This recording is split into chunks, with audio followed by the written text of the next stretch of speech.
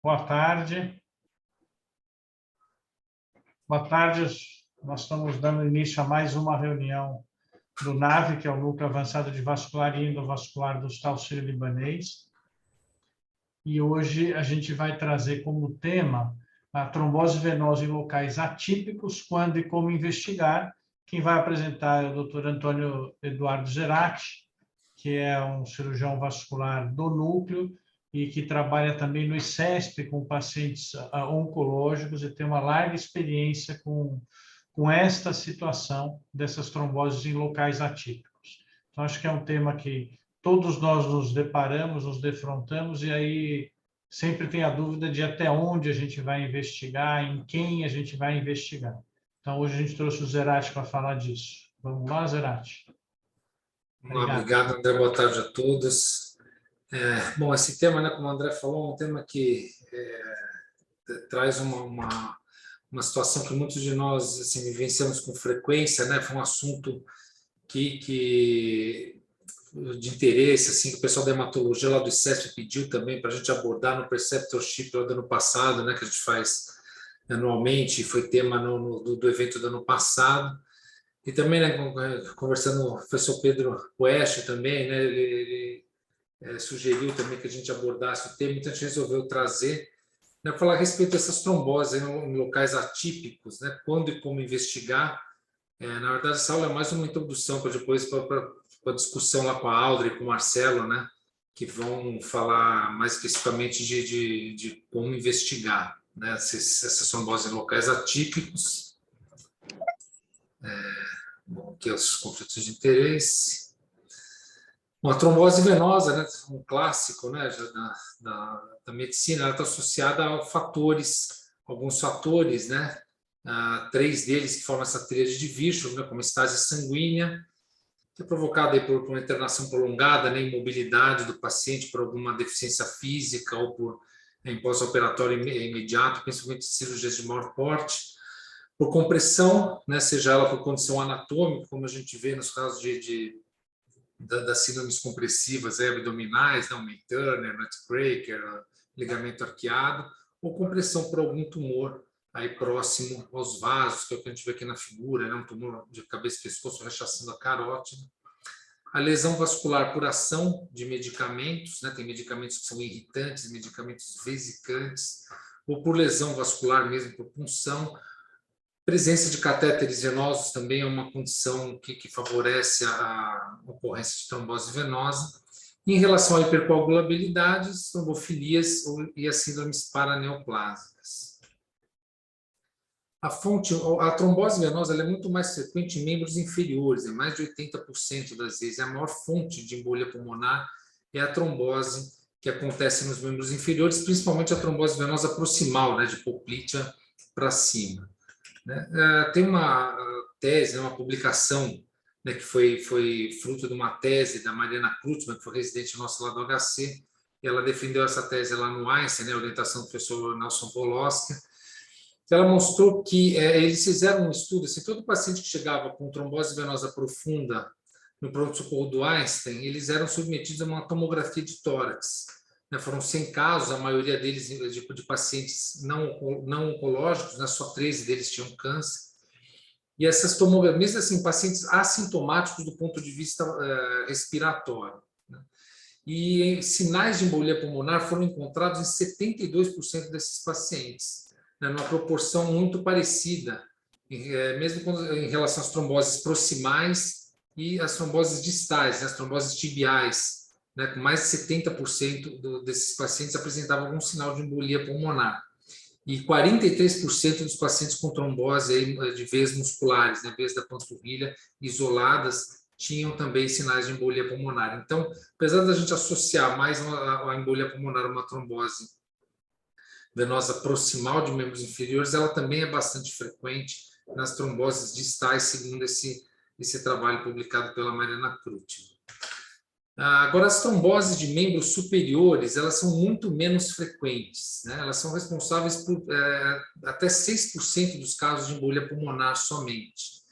E essas tromboses de membros superiores estão mais associadas a síndromes compressivas, né, como a síndrome de Paget-Schroeder, né, quando tem a trombose venosa por alguma compressão do desfiladeiro cérvico-torácico, né, costela cervical, paciente com hipertrofia do escaleno, ou um calo de uma fratura de clavícula, um calo mais volumoso, aí, que possa provocar essa compressão, ou por bandas fibróticas, né, síndromes compressivas, de uma maneira geral. Mas elas são principalmente associadas, essas tromboses venosas de membros superiores, a catéteres, né? Até 80% dessas tromboses de membros superiores têm alguma relação aí com a presença de catéter venoso. Tanto por trauma do endotélio, da própria passagem, como da presença física do catéter, a estase venosa pela presença do dispositivo, claro que quanto menor a veia, assim, a maior relação, né, do diâmetro do catéter com a veia, maior o risco de trombose. Ou pacientes em estado de hipercoagulabilidade, porque muitos desses catéteres são passados em pacientes com câncer, ou pela infusão de medicações irritantes, principalmente vesicantes, que têm um poder irritativo maior. Aqui, como a gente vai ter uma trombose jugular aqui na imagem. Entre os catéteres, o PIC ele tem um risco maior, né, de desenvolver, de provocar trombose venosa, né, em veias profundas, porque o diâmetro do catéter é um catéter passado em veia periférica, na extremidade fica central, mas ele é passado em veia periférica. Então, essa relação do diâmetro do catéter com a veia, ela fica maior, né? Então, isso predispõe à estase venosa e à trombose venosa. A questão do posicionamento da ponta é importante, né? Assim, é importante deixar a ponta desses catéteres centrais na junção cavo-atrial, ou às vezes até mesmo dentro do átrio, né? Se a gente deixar a ponta mais alta, aí, tronco braquiocefálico, enfim, o risco de trombose venosa é maior. A infecção do catéter também é um fator de risco que predispõe a fenômeno trombótico. E pacientes que têm um antecedente de tromboembolismo venoso, isso também constitui um outro fator de risco para tromboembolismo venoso. Essa trombose venosa de membros superiores, do tratamento, que a gente pesquisa em literatura, ele tem um grau de evidência menor, né, quando a gente compara com o tratamento da trombose venosa de membros inferiores, mas por associação a gente acaba indicando a anticoagulação, principalmente para as veias mais proximais, axilar, subclávia, nominada, cava superior, a braquial, quem às vezes opte por não tratar, né, uma veia um pouco mais distal.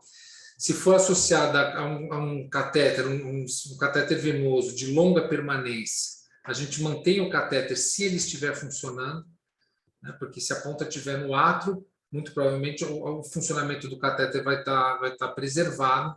Não tem benefício nenhum você tirar esse catéter, porque o paciente vai estar usando o dispositivo, vai ter que ser passado num outro local. Então, o catéter estando funcionando, a gente mantém, libera o uso e apenas anticoagula. Só remove se tiver associado à infecção, né? Ou se essa trombose estiver associada àquela questão que eu falei da ponta mais alta, né? Porque se a ponta foi deixada ou ela acabou migrando para a veia nominada, por exemplo, essa trombose, ela atinge o local onde está a extremidade do catéter, grande chance do catéter perder o fluxo e o refluxo, então aí não tem benefício em deixá-lo, a gente acaba removendo. Mas se o funcionamento estiver preservado, esse catéter é mantido. A trombose espontânea, né, que ela não é associada a catéteres venosos, como eu falei, ela está associada normalmente a síndromes compressivas, né, do desfiladeiro cérvico-torácico, ou como uma síndrome paraneoplásica. Já a tromboflebite superficial, né, ela acontece por uma inflamação da parede venosa associada à trombose. Esse é um termo que a gente utiliza mais quando essa trombose ela comete o sistema venoso superficial. Então, a tromboflebite a gente usa mais em relação aos vasos superficiais, ao contrário da trombose venosa profunda, que é um termo mais específico. Os fatores de risco para uma tromboflebite superficial são os mesmos, né? São fatores de risco comuns às da trombose venosa profunda, né? Hipertensão venosa também é um fator de risco, né? Se gera um fluxo turbulento por uma dilatação do vaso, né? Que uma dilatação do vaso ele acaba levando uma turbulência no fluxo periférico do vaso, né? na parte central do vaso o fluxo continua laminar, mas na periferia, né, do vaso o fluxo fica turbulento e isso predispõe à formação de coágulos. E as trombofilias, também, né, as mais comuns, é o fator 5 de Leiden, a mutação do gene da protrombina, entre outras trombofilias.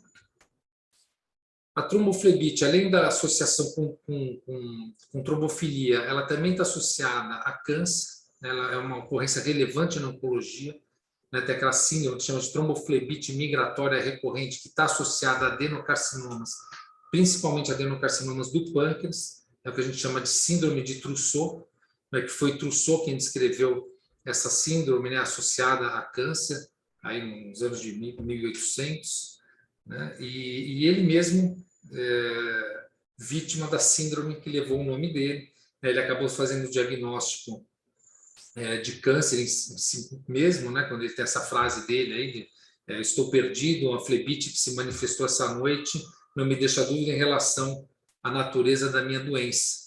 E ele veio a falecer aí alguns meses depois por um câncer de estômago, né? Então, a tromboflebite migratória, ela é uma síndrome paraneoplásica. A tromboflebite associada a acesso venoso periférico, ela acontece, como eu falei, por lesão endotelial, né, por questão da medicação irritante ou vesicante, e estase venosa pela presença do catéter, né, ocupando parte aí do lumen venoso, né? A gente vê então que teve uma lesão, né, uma medicação vesicante que extravasou, a tromboflebite, a pigmentação, endurecimento da veia, dolorosa, enfim, sinais inflamatórios. Aqui, as medicações, acho que elas não estão tão claras, é mais para mostrar que existem medicações que são vesicantes, né, mais agressivas, e medicações irritantes, né, principalmente drogas antineoplásicas, então uma vesicância maior. As complicações da tromboflebite, elas pode ser uma complicação infecciosa, né, tromboflebite supurativa, ou a progressão desse fenômeno tromboembólico venoso para o sistema profundo, ou mesmo migração, né, a liberação de um êmbolo, provocando então um tromboembolismo pulmonar. Ele é muito mais frequente na trombose venosa profunda, mas pode acontecer também na tromboflebite superficial, né, principalmente uma tromboflebite superficial troncular, né, das veias safenas, né, a veia safena interna e externa, e por associação também a gente estende aí esse risco às veias cefálica e basílica, né, que desaguam no sistema venoso profundo, além também de veias perfurantes que comunicam o sistema superficial com o profundo. Esse risco de progressão para o sistema profundo ou de embolia pulmonar, ele acontece mais nas tromboflebites de membro inferior, principalmente da veia safena em segmento de coxa, né, mais proximal, pela proximidade com o local de comunicação com o sistema profundo, né? Principalmente se essa tromboflebite ela está mais junto à junção safenofemoral, aí numa distância entre 3 a 5 centímetros, né, da junção safenofemoral, no caso da safena magna, né, mas de outras veias que desagam no sistema profundo, essa proximidade, uma distância entre 3 a 5 centímetros, já é considerado um fator de risco para a progressão para a trombose venosa profunda ou mesmo para a embolia pulmonar. Se essa veia tromboflebite superficial comete uma veia troncular numa extensão maior ou igual a 5 centímetros, também a gente considera um fator de risco para essas complicações, ou se existe uma progressão dessa tromboflebite superficial, apesar do tratamento instituído. Então, esses são os principais fatores de risco para a progressão para o sistema profundo e para a embolia pulmonar. O diagnóstico, além do exame clínico, evidentemente, né, que no caso da tromboflebite superficial é muito mais fácil, né, a gente palpa aquele cordão endurecido, bastante doloroso, com sinais flogísticos, né? O que acontece, às vezes, é a confusão em pronto-socorro com um processo infeccioso, né, perisipela. Tem muito paciente que procura pronto-socorro com uma tromboflebite superficial e sai com um diagnóstico de erisipela. O diagnóstico por imagem é com o Doppler venoso colorido, né, ele ajuda a avaliar a extensão desse processo trombótico e a avaliar também a eventual concomitância com a trombose venosa profunda. O tratamento, a gente prefere um tratamento conservador, se for uma tromboflebite de baixo risco, né, que saem daquelas condições que eu expliquei, né, de uma trombose troncular mais extensa ou próximo da junção com o sistema profundo. Esse tratamento conservador consiste, né, na introdução de um anti-inflamatório não hormonal, o calor intercalado com resfriamento local, também para ajudar na analgesia, e a compressão elástica, para também, com o intuito de evitar a progressão dessa tromboflebite superficial. A anticoagulação profilática é feita nos pacientes com risco intermediário, que são aqueles pacientes que têm a tromboflebite com proximidade no deságue do sistema venoso profundo, ou uma tromboflebite extensa, ou aquele paciente que a gente começou com tratamento clínico, uma tromboflebite menos extensa e que progrediu, apesar dessas medidas conservadoras instituídas. Essa anticoagulação profilática, né, a gente estende por 45 dias. Se o paciente for um paciente com risco maior hemorrágico, por algum motivo, a gente pode evitar essa introdução do anticoagulante e partir para a ligadura da crosta, né, se for da veia safena, próximo aí da junção da veia superficial com a veia profunda. Então, a gente, quando vai introduzir, sempre, né, em qualquer situação, quando a gente pensa em introduzir um anticoagulante, a gente tem que pesar o risco de progressão da trombose com o risco de sangramento. Então, nesses pacientes com risco hemorrágico maior, a gente dá preferência para o tratamento cirúrgico à ligadura, então, da veia superficial. E anticoagulação plena para os indivíduos de mais alto risco, né? Aquele paciente que tem uma tromboflebite de uma veia superficial, uma distância menor do que 3 centímetros do deságue dessa veia no sistema profundo, aquele paciente que também progrediu a tromboflebite superficial na vigência da profilaxia química, e o paciente que teve uma recorrência da tromboflebite após a interrupção da quimioprofilaxia, e pacientes que têm um maior número de fatores de risco para tromboembolismo venoso, um paciente oncológico, obeso, enfim. Se existe uma somatória de outros fatores de risco para tromboembolismo venoso, a gente também pode lançar mão da anticoagulação plena, sempre lembrando, né, de avaliar também a questão do risco hemorrágico. Então, essas tromboses de localização atípica, né, membros superiores, essas tromboflebites migratórias, quando e como a gente deve investigar? Trombofilia e câncer. Né? Então, essa aula foi mais para dar um gancho aí, é uma aula mais breve, para passar a palavra então para os nossos debatedores, aí, Alder, Marcelo Cruz, André, se quiser assumir. O Walter, né? O Walter está conosco. O Walter entrou? Tá. Oi, pronto. Estou aqui no carro. Chamamos a Carolina antes, André? Infelizmente, a Audrey está com Covid. Isso. A Audrey está com Covid. Então, ela não pôde comparecer, mas ela brilhantemente vai ser substituída pela Carolina, né? Olá. Isso. E a Carolina é nossa colega do núcleo de hemostasia, né, de hemorragia e trombose do Hospital Sírio-Libanês e coordenadora da hematologia benigna do núcleo. Então, se ela quiser começar, obrigado por ter vindo, Carol. Oi, tudo bem? Obrigado vocês pelo convite. É uma honra e uma responsabilidade estar aqui substituindo a Audrey, mas acho que eu vou conseguir, vai dar tudo certo. Zerati, parabéns pela sua brilhante apresentação. Eu não fiz a apresentação, mas eu queria complementar alguns pontos também de trombose de sítio atípico, que é um tema realmente bastante controverso. Então, além dos sítios que você mostrou, eu falaria também da trombose do sistema venoso central, né? A trombose esplâncnica, que é a esplênica, a trombose mesentérica, a trombose de veia porta e de veias hepáticas, e a trombose de veia gonadal e de veia renal. Por quê? Porque também essas tromboses nesses sítios atípicos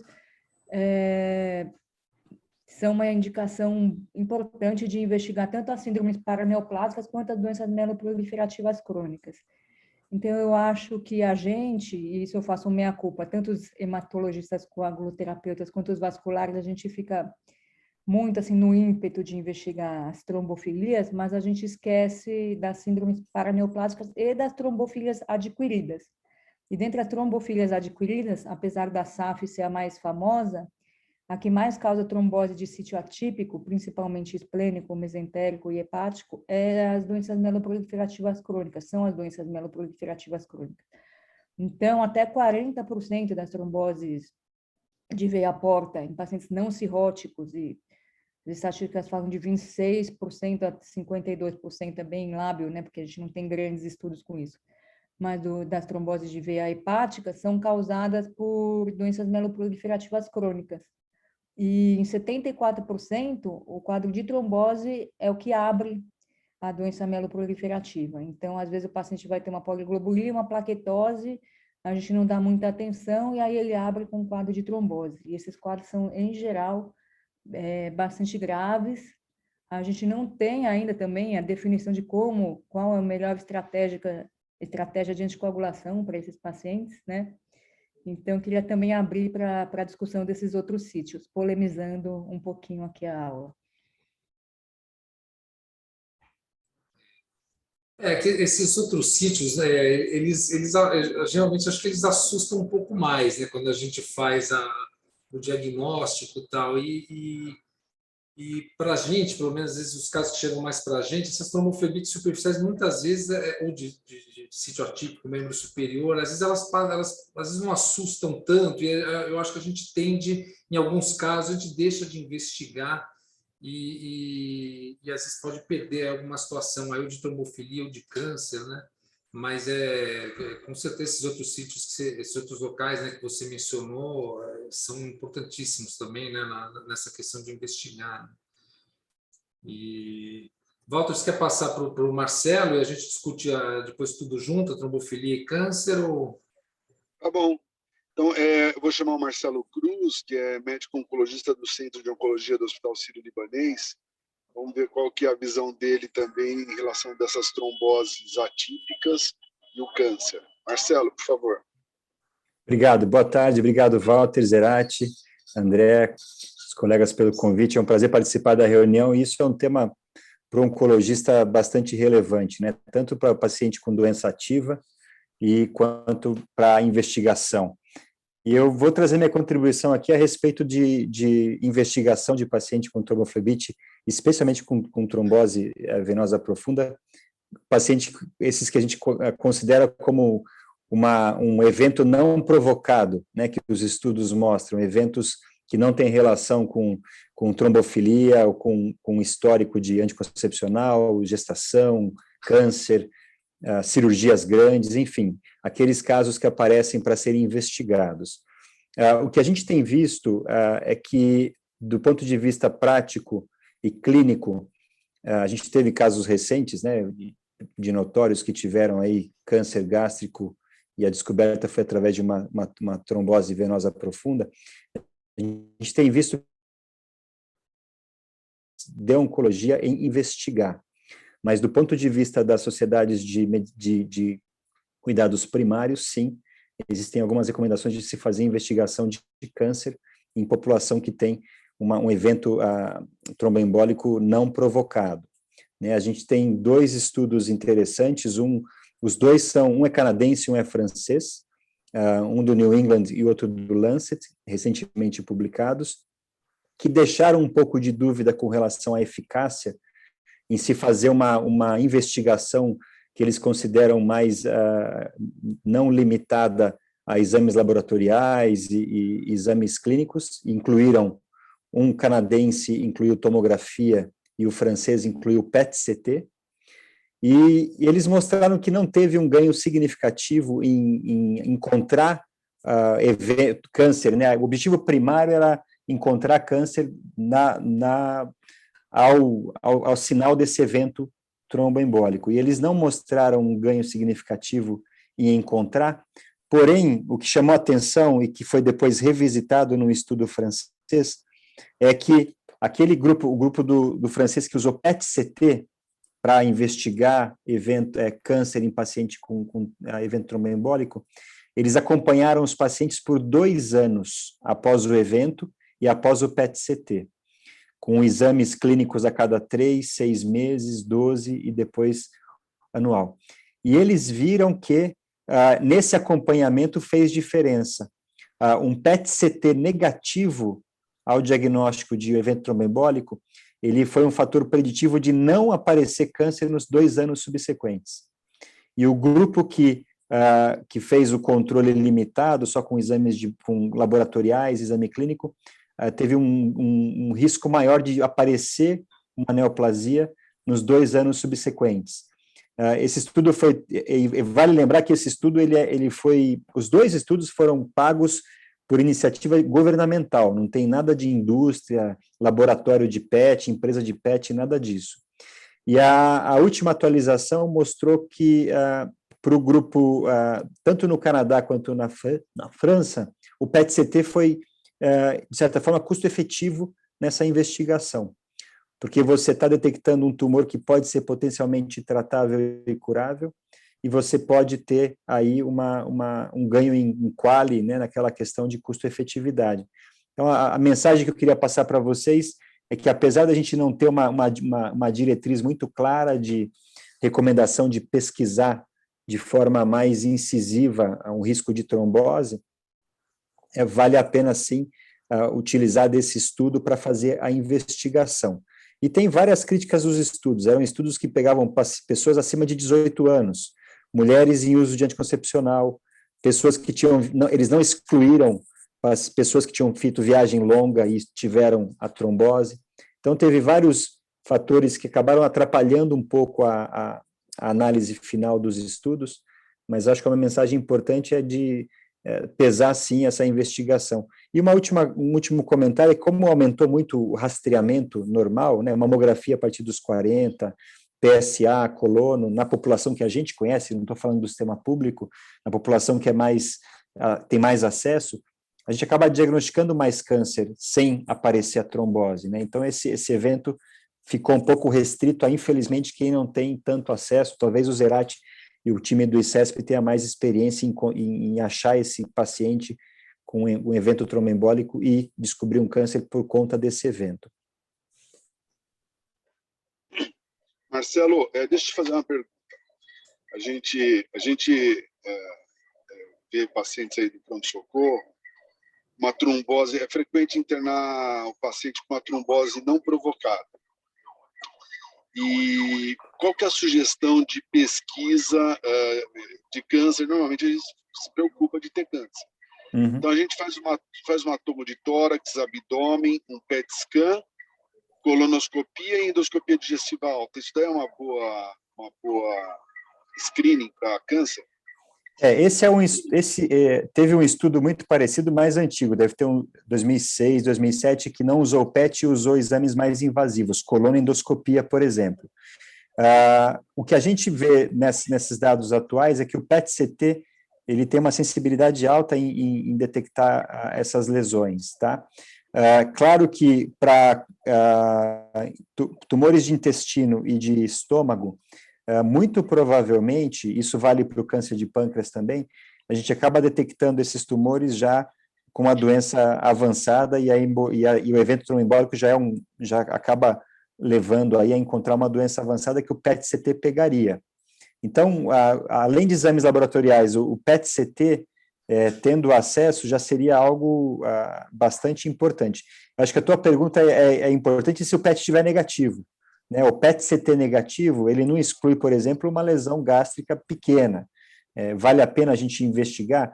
Acho que um paciente que tenha algum quadro sintomático, perda ponderal, alguma queixa gastrointestinal, um paciente...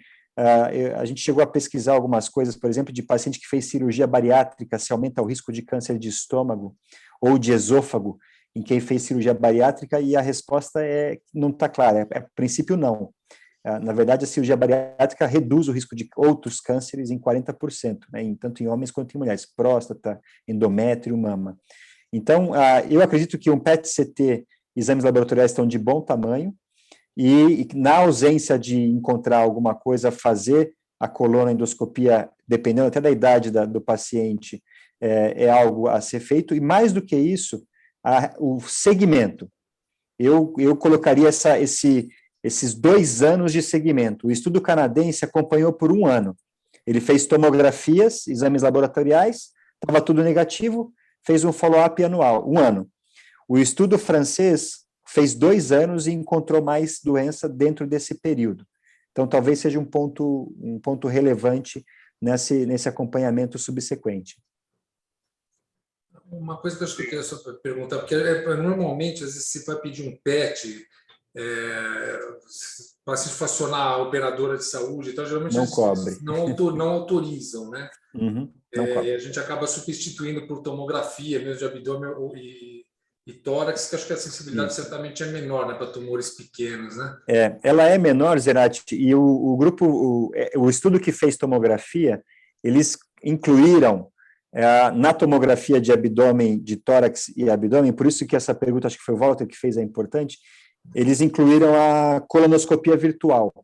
Então, o paciente tinha que estar com o preparo gastrointestinal para fazer uma tomografia de tórax, abdômen e colono virtual.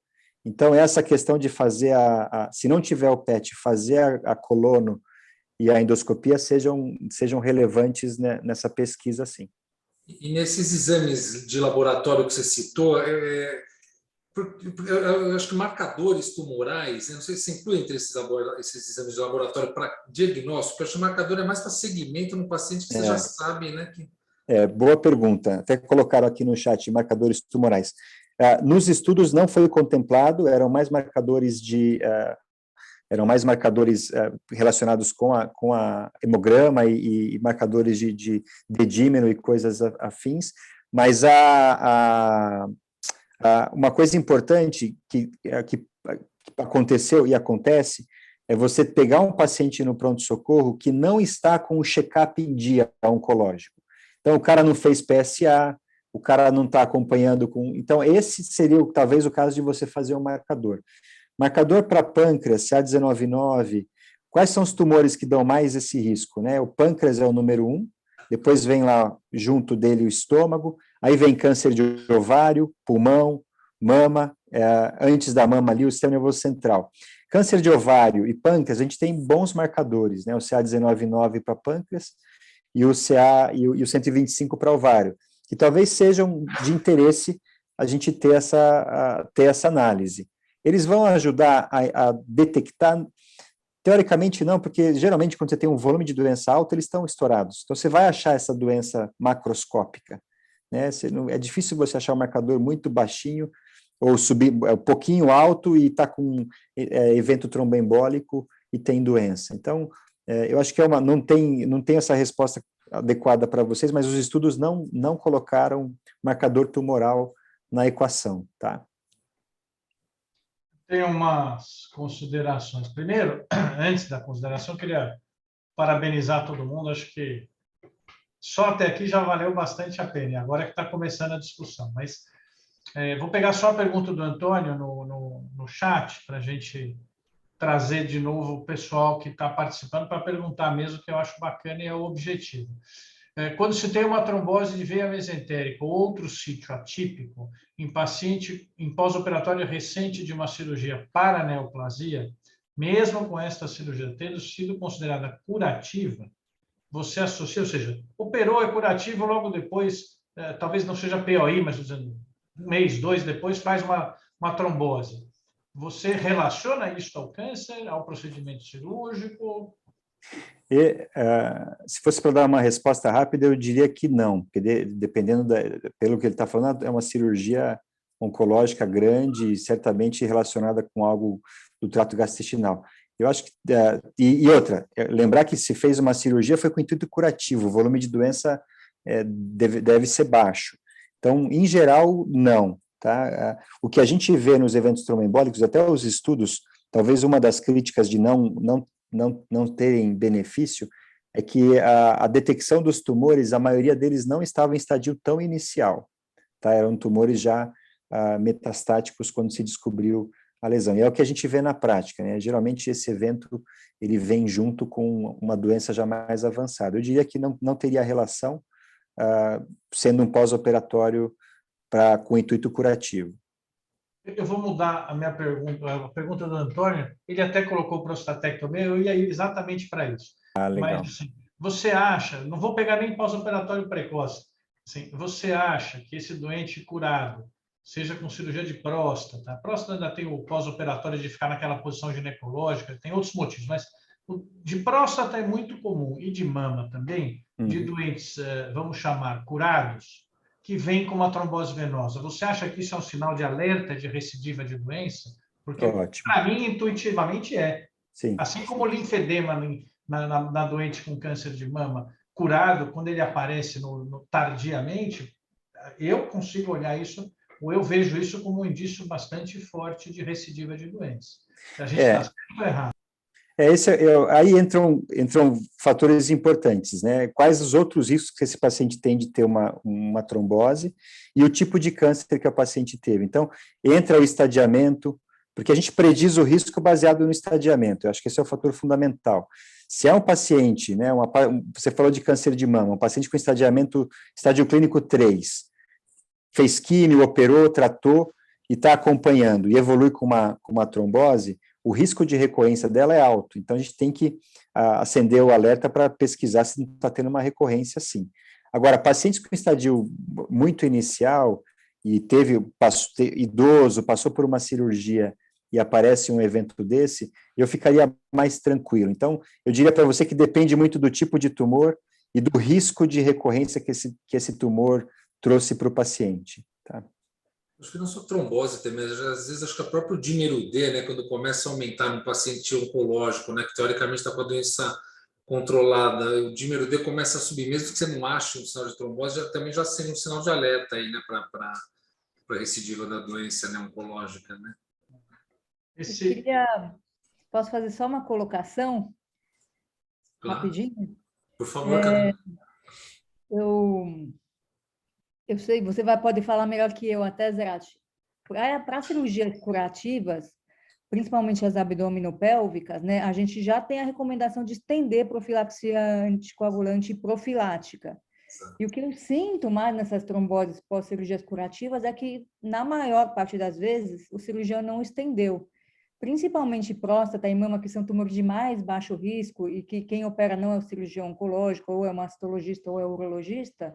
O urologista odeia, né, estender profilaxia, porque sangra, dá hematura, ele não consegue tirar a sonda. Então, eu também acho que fica a dica assim, para a gente avaliar se essa trombose não recidivou precocemente, porque o paciente não recebeu profilaxia. Às vezes, o paciente não recebe profilaxia nem intra-hospitalar. Nesse caso que você falou, cirurgia abdominal pélvica de maior porte, indicação é 4 semanas, né, de extensão aí E, Carolina, em relação à trombofilia, assim, se a gente falar, mas esse paciente, sei lá, se suspeita que possa ter, foi um evento muito fora do normal, você fala, não, eu quero pesquisar a trombofilia. Como que você acha que a gente faz essa pesquisa? Quais exames você acha mais importantes a gente fazer? Como é que a gente investiga isso? Na fase aguda, a gente sempre investiga o fator singular e a mutação da protrombina, né, que eles não são influenciáveis pela fase aguda. E a gente faz também aqui a pesquisa de SAF, anticoagulante lúpico, anticardiolipina, anti-beta-2-glicoproteína e as deficiências das proteínas anticoagulantes naturais, proteína C, S, antitrombina 3 e repetir o perfil de SAF deve ser obrigatoriamente feito após o término da anticoagulação. Mas o que eu queria até colocar, Zerati, a gente tem 3 situações muito distintas, né? A gente tem a trombose venosa profunda provocada, e aí a gente pode até não fazer nada, nenhuma pesquisa. A gente tem a trombose venosa profunda não provocada, aí eu sugiro fazer a pesquisa. E aí a gente tem a trombose de sítio atípico, e na trombose de sítio atípico, tanto para trombofilias quanto eu acho que para neoplasias, porque 31% das tromboses de sítio atípico também podem estar relacionadas à neoplasia, aí eu acho que é obrigatório, tá? Então, são 3 situações bastante diferentes, assim, do meu ponto de vista clínico hematológico. Professor Pedro, né? Eu vou pegar uma pergunta do chat. Então, o professor Pedro, acho que levantou a mão, André. Desculpa, professor. Não, pode seguir a ordem do chat aí. Eu só quero ter uma perguntinha, mas eu posso fazer? que é assim, é uma pergunta, voltando aqui mais para os colegas vasculares, queria ouvir Zerati, André, Walter, uma pergunta que os pacientes frequentemente fazem. Eu vou situar a pergunta. Tromboflebites de varizes, trombose de veias superficiais colaterais ou até trombose de veia safena longe da crosta. O Zerati já discutiu bem a indicação ou não de anticoagulação nesses casos. Os pacientes perguntam nesses casos, doutor, eu devo ficar em repouso ou posso caminhar? É isso que eu deixo aberto. Nesses casos de tromboflebite, acho que eu não restringiria, não. Acho que eu liberaria vida normal, caminhada. Eu não restringiria a mobilidade, não. O que você acha, Walter? Não, eu também acho que não. Eu acho que o que tem que fazer é usar meia elástica. A meia elástica, acho que diminui a progressão da tromboflebite e melhora a dor. E acho que o importante é saber assim, se a pessoa tem varizes, acho que tem um bom motivo para ter a tromboflebite. Agora, se for uma veia normal, né, e tem uma tromboflebite, acho que é um sinal de alerta, né, para de repente pesquisar câncer ou trombofilia, né? Mesmo para trombose profunda, acho que já tem também evidência, né, que se usar meia elástica e colocar o paciente para andar, ele melhora edema e dor também, né? Mesmo para trombose profunda, né? Tem uma evolução menor, uma síndrome pós-flebítica menor do que o paciente que fica em repouso, né? O paciente com deambulação precoce. Eu vou pegar o... Eu concordo plenamente, viu, André? E fico feliz de ouvir isso, porque é muito importante numa reunião como essa nossa aqui do Grupo do Círio, mas que tem muita gente assistindo, porque o que eu tenho visto frequentemente é pacientes com varicoflebite, pequenas tromboses de veias superficiais em perna, os colegas colocaram no ambiente de repouso, ou seja, numa situação em que ele vai entrar mais num processo trombofílico do que ele estava antes. E aí a chance de estender é maior, mas tudo bem, fiquei feliz, né? É isso mesmo. Eu queria só pegar a pergunta do Yazbek, eu vou mudar ela um pouquinho, mas vai pegar, a gente está falando sobre as diretrizes do ISTH, mas assim, só para polemizar um pouquinho e aproveitar os colegas que têm um conhecimento bem mais extenso do que a gente, né? Eu tenho uma aula que me marcou muito, e essa aula se repete em vários congressos de vascular, que é uma aula da Raquel Rosowski, que é do Mass General, é de Harvard, é uma pesquisadora importante de trombose, tem vínculo com a indústria também, quer dizer, é uma pessoa que está envolvida em gerar que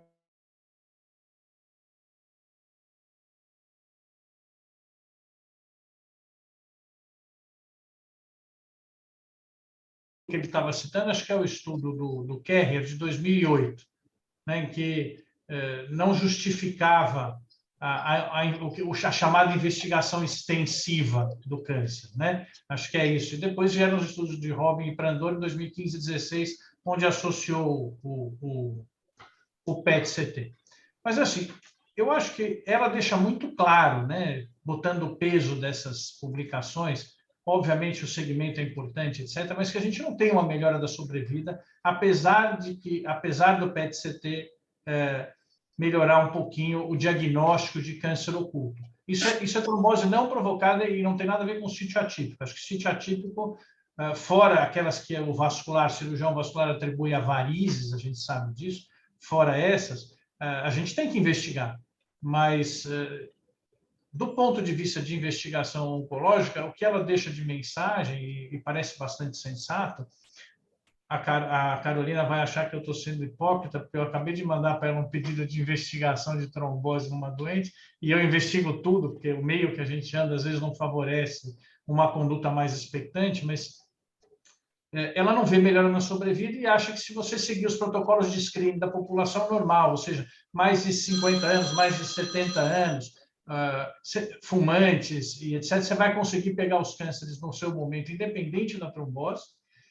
E aí eu replico essa pergunta para a Carolina. No câncer ainda a gente tem alguns outros, vamos dizer, protocolos, né? O RIET, o SOME, que podem te dar outros indícios de câncer. E eu repito a pergunta para a Carolina com relação à trombofilia. Quer dizer, se adianta investigar tanto se com um evento você vai medicar por aquele tempo, e no segundo evento você vai medicar, vamos dizer, ad eternum. Então, adianta eu ficar procurando, fora o dilema ético que a gente gera em cima de tudo isso? Resumindo, resumindo já é grande, né? Era essa a minha consideração. Então, gostaria de ouvir de vocês a opinião. Você quer me pôr numa fria, né, André? Não, teoricamente é isso que o senhor falou. Primeiro evento para, mesmo se você achar trombofilia, segundo evento ad eternum, e talvez um primeiro evento provocado em homens, sem nenhum fator de coagulante, também tem as recomendações que já falam ad eternum. Mas o paciente quer saber o que ele tem, ele quer um nome para o que ele tem. Então, a gente acaba investigando. Acho que é isso. Inclusive na fase aguda, né? Inclusive na fase aguda. Tem uma pergunta aqui do Guilherme também em relação à população geral. Guilherme, os últimos guidelines do ISTH, eu acho que da GCU, não tenho certeza, que eu li, eles recomendam rastreamento adequado para a faixa etária. Então, é isso. Mulher jovem, sempre um Papa Nicolau, né? Porque câncer de colo de útero não tem idade. Homem jovem, tem sempre pensar em testículo. E o restante adequado para a faixa etária, mamografia, PSA. Eu concordo, eu li os estudos que o Dr. Marcelo citou, que não achou grande diferença entre tomo e PET.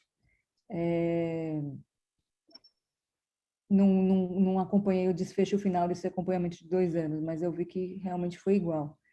E tem outra coisa aqui também polemizando, que assim, a gente, trombose aguda, TVP, TETEP, uma trombose mais grave, a gente não pode suspender a anticoagulação logo na fase inicial, principalmente quando o paciente está por risco. Como é que eu vou fazer uma colônia, uma endoscopia nesse paciente para rastrear a neoplasia? Então, assim, por vezes a gente lança a mão do PET por conta disso, mas fica a controvérsia aí também.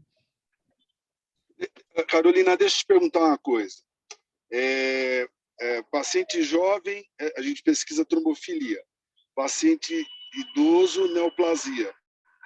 Mas se você não acha nada no paciente idoso, vale a pena pesquisar trombofilia ou já passou da faixa etária de pesquisar? Doutor Walter, uma vez eu achei um fator 5 Leiden, porque aqui no CIR a gente pesquisa para todo mundo, num senhor de 90 anos, que teve uma trombose. Se eu me perguntar se eu acho que a trombose dele foi causada por isso, com certeza acho que não. Então, em saúde pública, a orientação é não pesquisar, mas aqui no âmbito particular a gente vai acabar pesquisando. E outra coisa importante é que a gente acaba tendo também os pacientes incomuns, por isso que estou falando da Carolina, né? Mas outra coisa importante é a anamnese, né? Então, a gente interna um paciente jovem, pesquisa tudo. Pesquisar se o cara é usuário de droga, cocaína aumenta a chance de trombose venosa, maconha aumenta a chance de trombose venosa. São coisas que às vezes a gente não pergunta e o paciente não lembra de falar ou, de repente, se envergonha de falar. Mas é fundamental a anamnese do paciente, né? Porque a gente pode achar outros fatores que... o uso de anabolizantes, que hoje se usa muito, né, para ganho de massa muscular. Então, são coisas fundamentais. Suplementos, né? O suplemento é proteína, na verdade, mas o anabolizante, eu acho que realmente tem que pesquisar, porque interna um cara fortão, uma moça toda musculosa, tem que saber o que está usando de medicamento. Chip da beleza.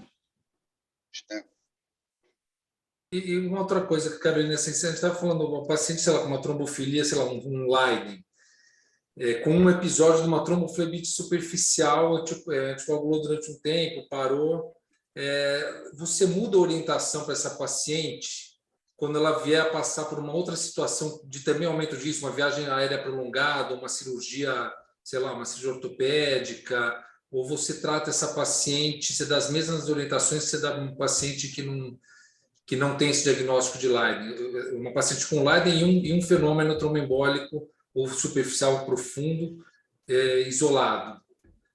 Eu oriento profilaxia em situação de risco, né? Então, medicamentosa. Em paciente que não tem Leiden, eu orientaria só meia elástica, deambulação, mas com Leiden, profilaxia medicamentosa em situação de risco.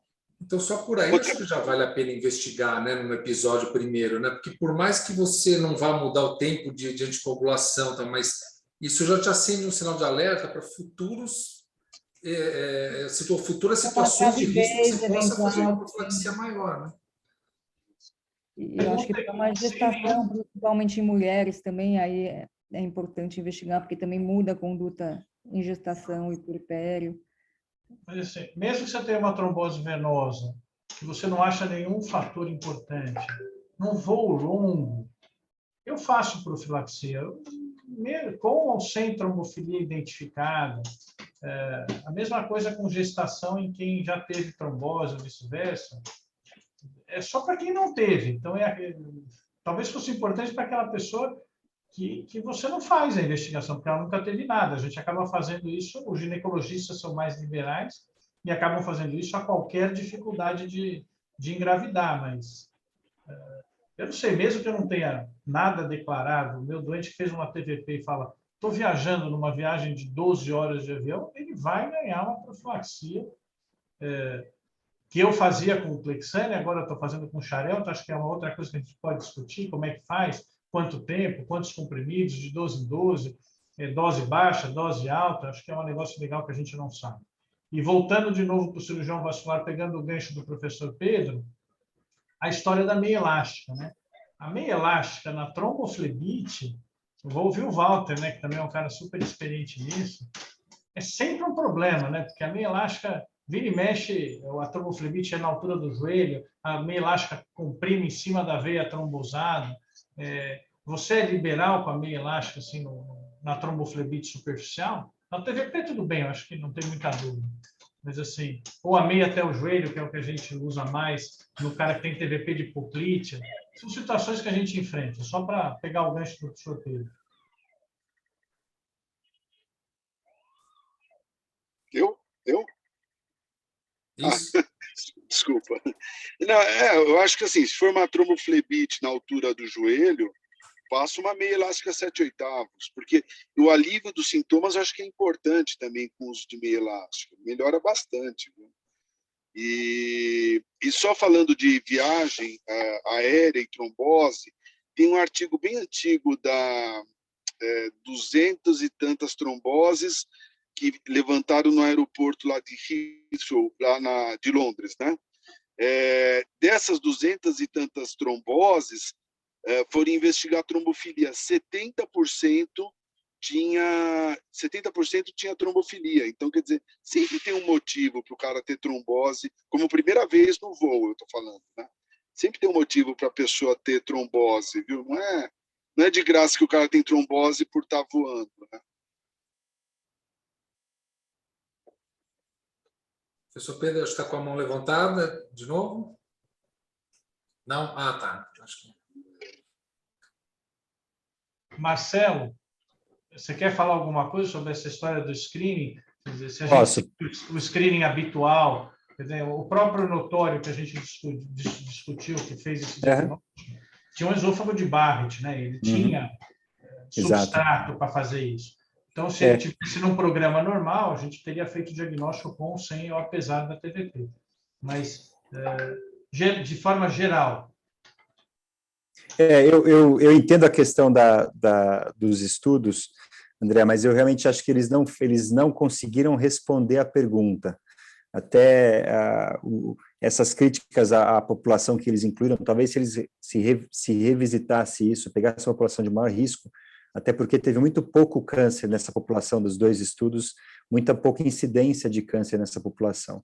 Talvez se a gente pegue pacientes de mais idade, se selecione tabagista e ex-tabagista, você começa a ter mais resultado nesse screening mais intensivo. E lembrar também que a oncologia, com novas terapias, a gente tem tido muitas novidades de tratamento que podem fazer a diferença para pacientes que têm acesso.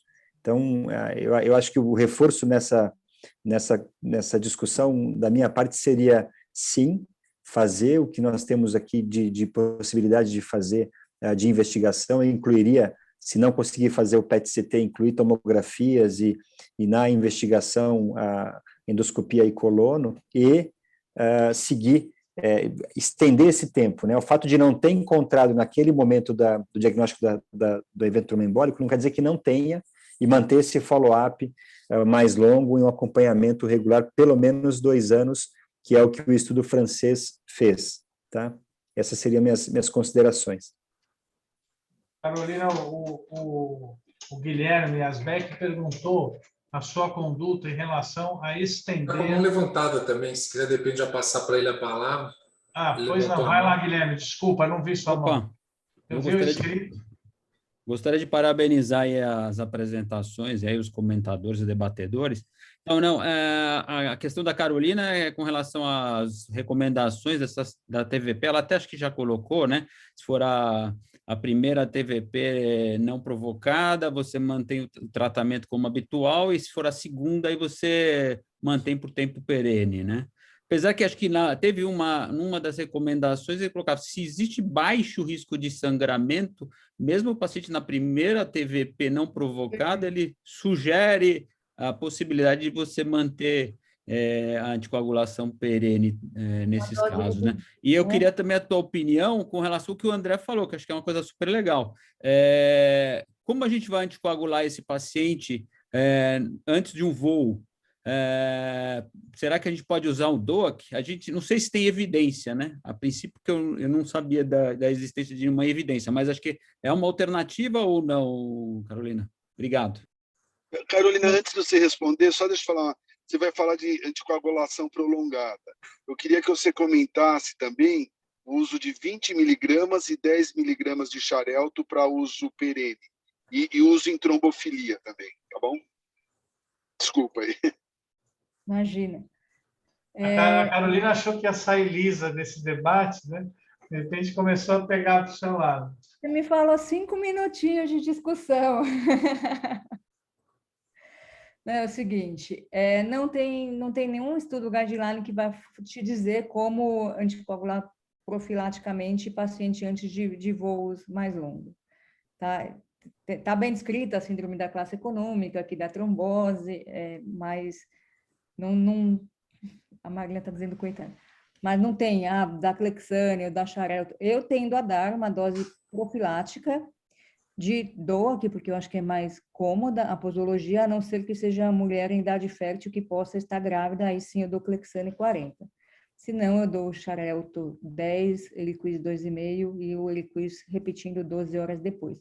Mas isso baseado em experiência pessoal e opinião. Só no dia do voo? Só no dia do voo? do voo e repetir no dia seguinte, depois que chega lá.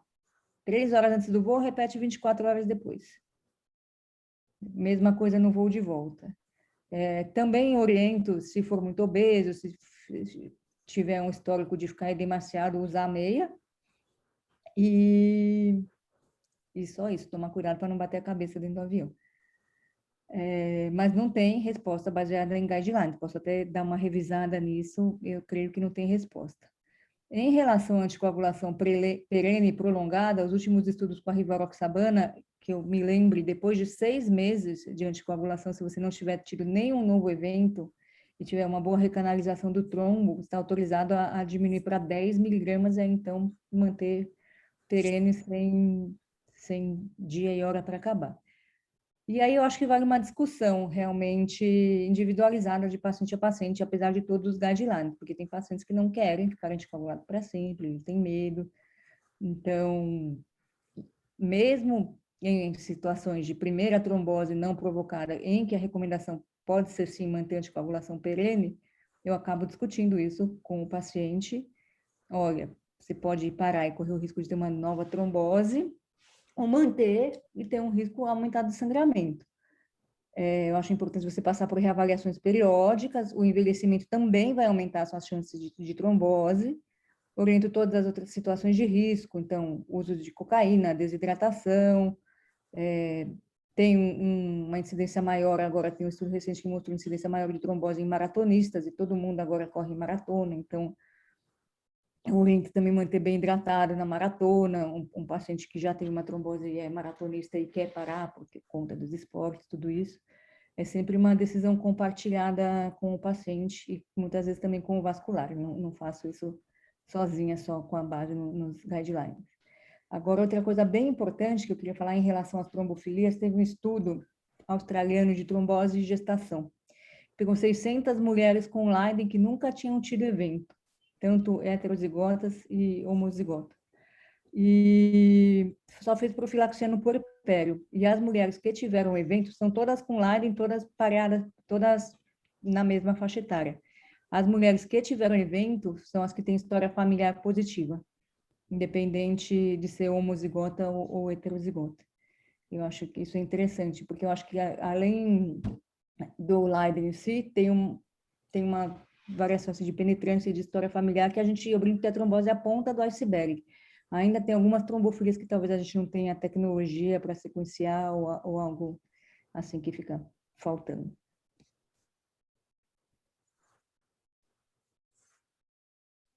Bom, não sei se alguém quer perguntar mais alguma coisa. Acho que só para não sei se pensar, talvez acho que aproveitar a presença do professor Pedro aqui, perguntar, porque a gente falou de câncer, né, de trombofilia, mas também tem síndromes compressivas, né? Uma trombose de membro superior, de repente se investigar uma síndrome de desfiladeiro, enfim. O senhor acha que em relação a essas síndromes compressivas, mesmo as abdominais, vale a pena a gente investigar com um exame de imagem? Claro, uma trombose às vezes mais específica, assim, mas trombose de membro inferior, o senhor acha que pode fazer parte da investigação dessa trombose não provocada, a investigação de síndromes compressivas, professor? Isso. Eu acho que toda trombose em membro superior, especialmente em subclávia, em paciente que não está com catéter, não está tomando soro no braço, deve ser investigado para desfiladeiro torácico, sim, porque é a causa mais frequente. Toda trombose em membro inferior esquerdo, de ilíaca, ou de ilha externa, deve ser investigado May-Turner, mesmo que a trombose tenha uma causa, foi operado, fez prótese de joelho e tal, porque a causa pode ser desencadeante e o May-Turner pode ser a causa predisponente no indivíduo. Então, eu acho que tem que investigar sempre sim. Agora, outras, por exemplo, trombose de veia renal em Nutcracker é muito rara, então aí já é outro tipo de categoria, já não é uma investigação tão obrigatória. Essas duas, eu acho que sim, tem que investigar sim, todo mundo. Mas uma trombose femoral, por exemplo, numa paciente, será que às vezes uma compressão de ilíaca não favorece também, não predispõe a tromboses mais distais, não só de ilíaca, né? Sim, eu acho que se é membro inferior esquerdo, embora o May-Turner pode dar em membro inferior direito também, mas a predominância do membro inferior esquerdo é muito maior, se é de membro inferior esquerdo, uma trombose de ilíaca, femoral, deve... Qual é a dificuldade de pesquisar o May-Turner? Ultrassom, eventualmente, uma flebografia, angiorressonância, hoje em dia é muito eficiente. Então, eu acho que deve pesquisar sim, porque a gente pode estar, depois, numa segunda fase mais de remissão, a gente pode agir para prevenir a segunda episódio de trombose nessa pessoa.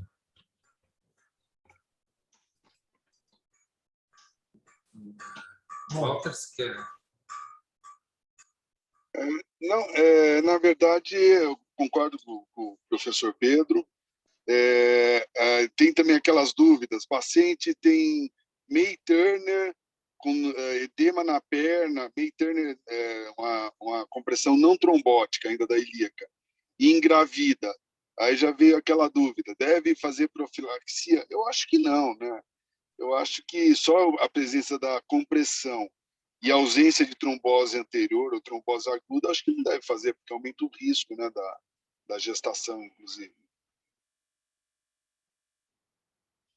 Eu faço. Eu acho que tem grávidas e grávidas, né? Tem aquela primigesta de 25 anos, rígida, feliz, e tem aquela obesa de 46 anos que ficou grávida depois de muitas tentativas. Então, cheia de varizes, com May-Turner, eu acho que não dá para colocar essas duas meninas na mesma balança, na mesma orientação.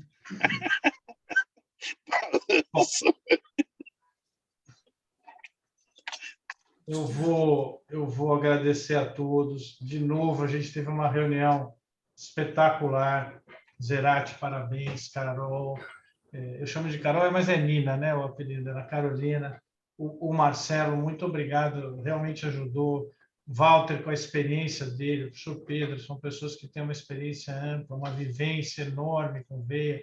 Eu realmente, entre outras, mas eu realmente tenho que agradecer, porque só engrandece a reunião e a gente vai trazendo as pessoas da cirurgia vascular e afins para mais perto. Então, volto a convidar todos que tenham interesse em apresentar algum tema, alguma dúvida que queiram que se discuta, que se traga, ou que queiram apresentar casos. As reuniões do núcleo estão abertas a todos. Então, quem quiser, sempre na última quarta-feira do mês, é só mandar para mim, para o Walter, para o Mauro, para o Zerati, e a gente vai colocar em pauta a discussão e vai, com certeza, acolher. É sempre muito bem-vindo. Então, eu agradeço a todos e espero vocês no mês que vem. Obrigado a todos. Obrigado. Até mais. Obrigado, Marcelo. Tchau, pessoal. Até logo. Prazer, viu? Boa tarde. Obrigado. Boa tarde. Obrigado.